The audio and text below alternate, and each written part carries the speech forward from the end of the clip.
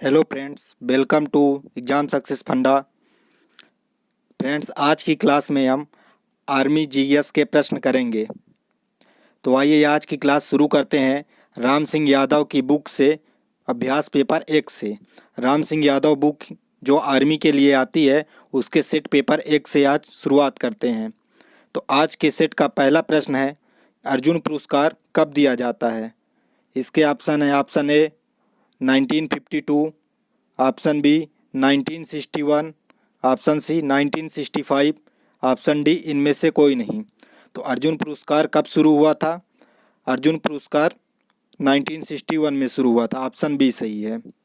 अगला प्रश्न है, भारत में केंद्र शासित प्रदेशों की कुल संख्या कितनी है? तो भारत में केंद्र शासित प्रदेशों की कुल संख्या कितनी है? 8 है। पहले 7 थी। जब से जम्मू कश्मीर और लद्दाख केंद्र शासित प्रदेश बने हैं, तब से केंद्र शासित प्रदेशों की संख्या 8 हो गई है। दादर नगर हवेली और दमन द्वीप को 1 कर दिया गया, इसलिए 8 हो गए। अगला प्रश्न है, भारतीय संविधान के निर्माता कौन है? तो भारतीय संविधान के निर्माता कौन है? इसके ऑप्शन है, option A Pandit Jawaharlal Nehru, B doctor Bhimrao Ambedkar, C Sarojini Naidu और डी इनमें से कोई नहीं। तो भारतीय संविधान के निर्माता कौन है? ऑप्शन बी सही होगा, डॉक्टर भीमराव अंबेडकर भारतीय संविधान के निर्माता हैं। अब यहाँ संविधान की बात आती है, तो एक प्रश्न और क्लियर कर देते हैं कि संविधान कब लागू हुआ था। तो संविधान 26 जनवरी 1950 को लागू हुआ था। कब लागू हुआ था? 26 जनवरी 1950 को लागू हुआ था। और निर्माण में कितने दिन लगे थे? निर्माण में कुल 2 साल 11 महीने और 18 दिन समय लगा था। अगला प्रश्न है, किस नदी को नमक की नदी कहा जाता है? इसके ऑप्शन है, option A Godavari, B Luni और सी कृष्णा, डी इनमें से कोई नहीं। तो किस नदी को नमक की नदी कहा जाता है? लूनी नदी को नमक की नदी कहा जाता है। अगला प्रश्न है, भगवान महावीर का जन्म स्थल कहाँ है? इसके ऑप्शन है, ए पाटलिपुत्र, बी वैशाली, सी कपिलवस्तु, डी इनमें से कोई नहीं। तो भगवान महावीर का जन्म स्थल कहाँ है? वैशाली, ऑप्शन बी सही है। अगला प्रश्न है, रघुवंश नामक पुस्तक किसने लिखी थी? इसके ऑप्शन है, ए तुलसीदास, बी कालिदास, सी सूरदास, डी वाल्मीकि। तो रघुवंश नामक पुस्तक किसने लिखी थी? इसका सही आंसर होगा बी कालिदास। अगला प्रश्न रीजनिंग से है। अगला प्रश्न है, एक आदमी दक्षिण की ओर मुंह किए खड़ा है। वह घड़ी की सुई के दिशा के विपरीत 135 डिग्री मुड़ जाता है और उसके बाद घड़ी की सुई की दिशा के अनुरूप 180 डिग्री पर मुड़ जाता है। अब वह किस दिशा की ओर मुंह किए खड़ा है? इसके ऑप्शन है, ए उत्तर पूर्व, बी उत्तर पश्चिम, सी दक्षिण पश्चिम, डी दक्षिण पूर्व। तो इसको हम आसान तरीके से आपको समझा देते हैं, जब मैं रीजनिंग का चैप्टर लाऊंगा तब पढ़ा दूंगा। ये है उत्तर, दक्षिण, पूरब और ये पश्चिम। इसमें प्रश्न में बोल रहा है, एक आदमी दक्षिण दिशा की ओर मुंह किए खड़ा है। यहाँ से वो आदमी दक्षिण दिशा की ओर मुंह किए खड़ा है। अब घड़ी की सुई की दिशा के विपरीत 135 डिग्री घूमता है। इसमें अगर विपरीत घूमता है तो माइनस में लिखा जाएगा और घड़ी की अनुरूप दिशा में घूमेगा तो प्लस में। 135 डिग्री घूमा और उसके बाद घड़ी की सुई की दिशा के अनुरूप 180 डिग्री, अनुरूप है तो प्लस 180 डिग्री। अब इसको कुल योग करेंगे तो आएगा 45। मतलब अब हमें कुल 45 डिग्री मुड़ना है। तो यहाँ से 45 डिग्री ये मुड़ेंगे, ये पूरा हुआ तो ये 135 डिग्री घूमा पहले। फिर यहाँ से 180 डिग्री इस रेखा पर आया तो ये टोटल बचा अपना 45 डिग्री। तो किस ओर घूमा? दक्षिण पश्चिम। ये है दक्षिण पश्चिम। अगला प्रश्न है, यदि किसी कोड में DAUGHTER को TERDAUGH लिखा जाता है तो APTITUDE का कोड ज्ञात कीजिए। इसको देखते हैं। इस पे आप देखेंगे DAU, ये है DAUGHGHTER। तो ये 3 अंकों को वो शुरू में लेके आया है। इस पर भी ऐसे करना है। APTITUDE को हम शुरू में ले जाएंगे तो देखते हैं UDE किस पे शुरू में है? बी में UDEAPTIT, इसका ऑप्शन बी सही होगा। अगला प्रश्न है, निम्नलिखित श्रेणी का अगला पद ज्ञात कीजिए। 5, 25, 125, 625, 3125। इस पे आप देख रहे होंगे कि 5 का गुणा ही किया है। 5 का गुणा 5 में 25, 25 के गुणा में 25 में 5 का गुणा 125, 125 में 5 का गुणा 625 और 600 में 5 का गुणा 3125। तो 3125 में अगर 5 का गुणा कितना करते हैं तो कितना आएगा? ए 3750, बी 5325, सी 16625, डी 61325। तो कितना आएगा अगर 3125 में 5 का गुणा करते हैं? तो 15625 आएगा। इसका ऑप्शन सी सही होगा। अगला प्रश्न है, किसी सांकेतिक भाषा में TEMPORARY को EPRSABYOBYM लिखा जाता है और EXCUSE को PGNBXP लिखा जाता है। तो ASSURO को उस भाषा में कैसे लिखा जाएगा? जब ऐसे अगर आपको दो कथन दिए हों तो इस पे से देखना है कि किसी न किसी का कोड सेम मिलता है। देखते हैं, टी के लिए ई दिया है, ई के लिए पी दिया है, एम के आर, पी के लिए एस, ओ के लिए ए, आर के लिए बाई, ए के लिए ओ, आर के लिए बाई, बाई के लिए यम। इस पे भी मिलाते हैं, ई के लिए पी, एक्स के लिए जी, सी के लिए एन, यू के लिए भी, एस के लिए एक्स और ई के लिए पी। तो यहाँ पे देखते हैं ASSURE के लिए कौन कौन सा है। ए का कोड देखते हैं, ए का कोड क्या है। ए के लिए हम यहाँ पे बताए थे आपको, ए के लिए क्या है? ओ है। ये देखिए ए के लिए ओ देखते हैं शुरू में, ओ सब में है ओ। अब देखते हैं यस के लिए कोड क्या है। यस के लिए कोड दिया है एक्स, यहाँ पे ये एक्स के लिए कोड दिया है यक्स, तो यस के लिए यक्स, एक और यस है तो यक्स। OXX देखते हैं ऑप्शन में, ये दो तो गलत हो चुके क्योंकि इनमें शुरू में ही OXX नहीं है। अब ये दो बचे, इन दो में से एक सही होगा। और आगे देखते हैं, अब बात है यू की, तो यू के लिए क्या कोड दिया है? ये यू के लिए भी कोड दिया हुआ है, तो यू का होगा भी, ये सही होगा। ये आप देख लीजिए OXX भी है, इस पे भी बाद में है। और आगे चेक कर लेते हैं, आर के लिए बात करें तो आर के लिए कोड क्या है? आर के लिए बाई है, ये इस पे दिया है आर के लिए बाई। और ई की बात करें तो ई के लिए कोड क्या है? पी है, ये इस पे दिया है ई के लिए कोड पी। तो इसका सही ऑप्शन होगा OXX भी बाई पी। अगले प्रश्न पे आते हैं। अगला भाग है भौतिक विज्ञान का। तो इसका प्रश्न है, लाल रिबन हरे बल्ब के ऊपर कैसी दिखती है? तो लाल रिबन हरे बल्ब के ऊपर कैसी दिखती है? ऑप्शन ए काली, बी हरी, सी केसरी, डी इनमें से कोई नहीं। जब आप लाल रिबन को हरे बल्ब पे रखते हैं तो वह कैसी दिखती है? तो वह काली दिखेगी। अगला प्रश्न देखते हैं।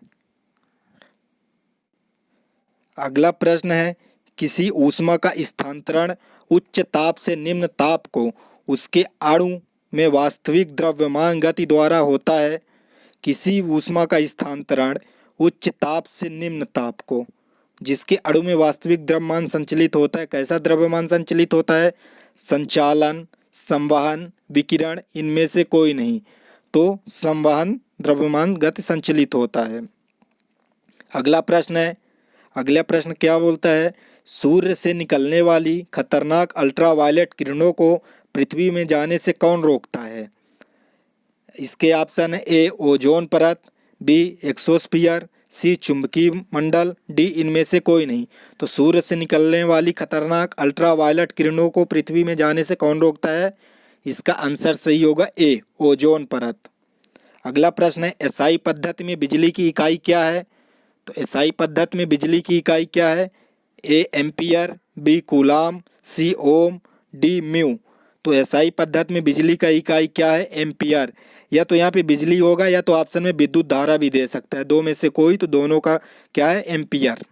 अगला प्रश्न है, सीजीएस घन पद्धति में घनत्व का मात्रक क्या है? प्रश्न है, सीजीएस पद्धति में घनत्व का मात्रक क्या है? इसके ऑप्शन है ए सेंटीमीटर क्यूब, बी अर्ग, सी रेडियम, डी सेंटीमीटर। तो सीजीएस पद्धति में घनत्व का मात्रक क्या है? Centimetre cube. सही आंसर है सेंटीमीटर क्यूब। अर्ग किसका है? अर्ग कार्य का सीजीएस पद्धति है। और रेडियम किसका है? रेडियम समतल कोण का सीजीएस पद्धति है। अगला प्रश्न है, रॉकेट में प्रयुक्त विशेष प्रकार के ईंधन का नाम क्या है? इसके ऑप्शन है ए नोदक, बी परिष्कृत केरोसिन, सी सोलर, डी इनमें से कोई नहीं। तो रॉकेट में प्रयुक्त होने वाली विशेष प्रकार की ईंधन का नाम क्या है? परिष्कृत केरोसिन या विशेष तेल। दो में से कोई ये दे देगा, आपको दोनों नाम याद रखने हैं। अगला प्रश्न क्या है? अगला प्रश्न है, एक दोलक सरल आवर्त गति कर रहा है, मध्यावस्था में बाब का वेग भी है, समान लंबाई पर आयाम दुगुना करने पर मध्यावस्था में वेग क्या होगा? इसके ऑप्शन है v/2, बी 2v, सी 4v, डी इनमें से कोई नहीं। तो इसका सही आंसर क्या है? इसका सही आंसर इनमें से कोई नहीं। एक दोलक सरल आवर्त गति कर रहा है तो मध्यावस्था में वाब भी का वेग समान लंबाई पर आयाम दुगुना करने पर मध्यावस्था में वेग v/2 भी नहीं होगा, 2 भी नहीं होगा, 4 भी नहीं होगा। डी इनमें से कोई नहीं इसका सही आंसर है। अगला प्रश्न है, पृथ्वी की सतह पर पलायन वेग क्या है? ऑप्शन ए 11.2 किलोमीटर प्रति सेकेंड, बी 12.2 किलोमीटर प्रति सेकेंड, सी 16 किलोमीटर प्रति सेकेंड, डी इनमें से कोई नहीं। तो इसका सही आंसर है पृथ्वी की सतह पर पलायन वेग का मान 11.2 किलोमीटर प्रति सेकेंड है।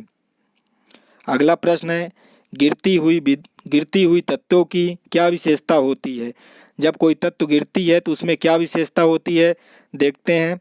ए गुरुत्वाकर्षण, बी त्वरण, सी चाल, डी इनमें से कोई नहीं। तो गिरती हुई तत्वों में क्या विशेषता होती है?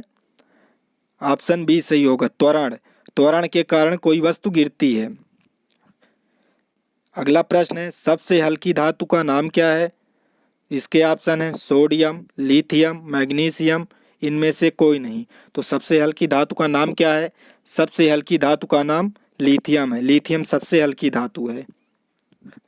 अगला प्रश्न है, एक विद्युत बल्ब जिस पर अंकित है 220 वोल्ट से 100 वाट, यदि यह 110 वोल्ट पर कार्य करता है तो इसका शक्ति व्यय क्या होगा? इसके ऑप्शन है ए 100 वाट, बी 25 वाट, सी 400 वाट, डी इनमें से कोई नहीं। तो इसको एक फार्मूले से सॉल्व करेंगे। मैं फार्मूला बता दे रहा हूँ आपको। वो फार्मूला है P बराबर v² बटे R। इस फार्मूले से अगर इसको सॉल्व करते हैं तो इसका सही आंसर आएगा 25 वाट।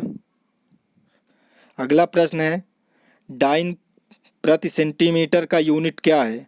इसके ऑप्शन है ए पृष्ठीय तनाव, बी कार्य, सी बल, डी इनमें से कोई नहीं। तो डाइन प्रति सेंटीमीटर का यूनिट क्या है? डाइन प्रति सेंटीमीटर का यूनिट पृष्ठ तनाव है। इसका ऑप्शन सही होगा, पृष्ठ तनाव। कार्य की बात करें तो कार्य का एसआई मात्रक जूल होता है और सीजीएस में अर्ग होता है। बल का एसआई मात्रक की बात करें तो बल के एसआई मात्रक क्या है? न्यूटन है। अगले प्रश्न को देखते हैं। अगला प्रश्न है, किसी सेल का सही ईएमएफ मापन वाले यंत्र को क्या कहते हैं? इसके ऑप्शन है वोल्टमीटर, बी पोटेशियोमीटर, सी गाउस मीटर, डी इनमें से कोई नहीं।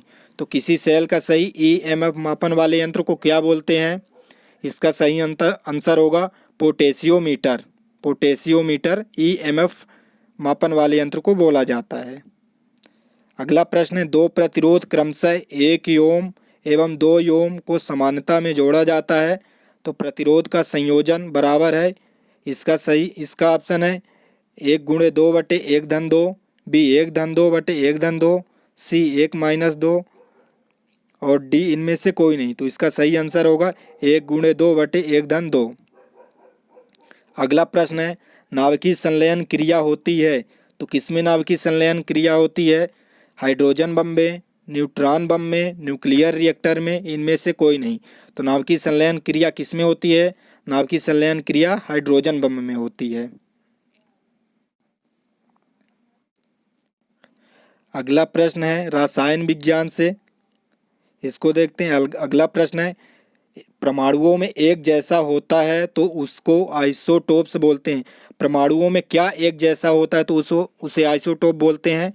देखते हैं परमाणु संख्या, परमाणु द्रव्यमान, प्रोटॉन की संख्या, तो क्या समान होता है तो आइसोटोप बोलते हैं उसको। अगर प्रोटॉनों की संख्या परमाणु में एक जैसी हो तो उसको क्या बोलेंगे? आइसोटोप्स बोलते हैं। अगला प्रश्न है, देखते हैं अगला प्रश्न। अगले प्रश्न में क्या बोल रहा है? सबसे स्थिर एन ब्यूटेन का कॉन्फ़िगरेशन है, क्या है? A liquid, B eclipsed, C staggered या आंटी, डी एंटी कन्फॉर्मर। तो इसका सही आंसर क्या होगा? इसका सही आंसर होगा एंटी कन्फॉर्मर। अगला प्रश्न है पृथ्वी पर पाया जाने वाला दुर्लभतम तत्व क्या कौन सा है? इसके option A tellurium, B astatine, C francium, D mercury. तो पृथ्वी पर पाया जाने वाला सबसे दुर्लभ तत्व कौन सा है? फ्रांसियम। फ्रांसियम पृथ्वी पर पाया जाने वाला सबसे दुर्लभ तत्व है। अगला प्रश्न है, अगले प्रश्न को देखते हैं। दो लवणी का उदाहरण है। Option A bleaching, B K4FE, CN का 6 और सी हाइपोसोल्यूशन, डी पोटासलम। तो इसका सही आंसर क्या होगा? दो लवणी का उदाहरण क्या है? पोटासलम। सही आंसर होगा पोटासलम। अगले प्रश्न की बात करते हैं। अगला प्रश्न है आंसू गैस के संघ हैं। आंसू गैस के संघ कौन है? ए इथेन, बी इथेनॉल, सी ईथर, डी क्लोरोपाइक्रीन। तो आंसू गैस के संघ कौन से हैं? इसका सही आंसर होगा क्लोरोपाइक्रीन। क्लोरोपाइक्रीन आंसू गैस के संघ हैं। अगला प्रश्न है जिंक ऑक्साइड का दूसरा नाम क्या है? Option A philosopher's wool, B Epsom salt, C tartar emetic, D gobar gas. तो जिंक ऑक्साइड का दूसरा नाम क्या है? फिलासोफर्स वूल। जिंक ऑक्साइड का दूसरा नाम फिलासोफर्स वूल है। अगला प्रश्न है रासायनिक समीकरण में लिखने में चिन्ह का प्रतीक होता है, ऊपर की ओर एरो का चिन्ह किसका प्रतीक होता है रासायनिक समीकरण में? ए गैस अवस्था का, द्रव अवस्था का, ठोस अवस्था का, किलाल अवस्था का। तो रासायनिक समीकरण में ऊपर की ओर एरो का निशान किसका चिन्ह होता है? गैस अवस्था का। सही आंसर होगा गैस अवस्था। अगला प्रश्न है यौगिक। अगला प्रश्न क्या है? यौगिक बोरान, कार्बन, नाइट्रोजन, फ्लोरीन और सिलिकॉन के गैर धातु चरित्र के अनुसार सही क्रम कौन सा है? हमें बताना है कि इनके सही क्रम कौन से हैं। ए में है boron, carbon, silicon, nitrogen, fluorine. B में है silicon, carbon, boron, neutron, fluorine. और सी में है fluorine, nitrogen, carbon, boron, silicon और डी इनमें से कोई नहीं। तो इनमें से गैर धातु चरित्रिक के अनुसार सही क्रम कौन सा होगा? इसका सही आंसर होगा सी। पहले फ्लोरीन आता है, फिर नाइट्रोजन आता है, फिर कार्बन आता है, फिर बोरान, फिर सिलिकॉन। अगला प्रश्न देखते हैं। अगला प्रश्न है निम्न में से तुच्छ ताप चालक धातु कौन सी है? तुच्छ ताप चालक धातु कौन सी है? सीसा, टिन, विस्मत, पारा। तो तुच्छ ताप चालक धातु कौन सी है? पारा है। सही आंसर होगा इसका पारा। अगला प्रश्न है आग बुझाने के यंत्र में कौन सी गैस प्रयोग में लाई जाती है? इसके ऑप्शन है CO2, NH3, इनमें से कोई नहीं। तो आग बुझाने के यंत्र में कौन सी गैस प्रयोग में लाई जाती है? CO2, कार्बन डाइऑक्साइड आग बुझाने के यंत्र में गैस का प्रयोग किया जाता है। आज की क्लास में बस इतना ही। आप हमारे साथ बने रहिए। हम आपको राम सिंह यादव के 50 सेट के GS के प्रश्न कंप्लीट कराएंगे। तब तक आप हमारे साथ बने रहिए। अगर हमारी वीडियो आपको पसंद आई हो तो लाइक करिएगा, सब्सक्राइब करिएगा, शेयर करिएगा और कमेंट करिएगा।